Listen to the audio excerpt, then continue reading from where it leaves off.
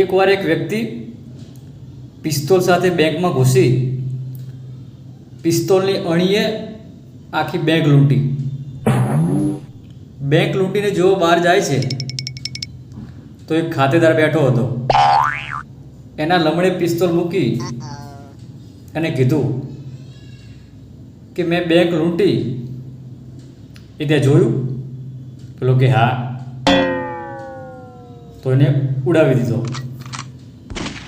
પછી બાજુમાં એક દંપતી બેઠું હતું, તો એણે પેલા પતિના લમડે બંદૂક મૂકી અને કહ્યું કે મેં બેંક લૂંટી એ તે જોયું? ના, કે મેં નથી જોયું, પણ મારી પત્નીએ જોયું છે. તો એને પણ ઉડાવી દીધી. એટલે આના પરથી એ જાણવા મળે છે, આપણને એ સાર મળે છે કે જીવનમાં મળેલી તકને કોઈ દિવસ ગુમાવી ના જોઈએ.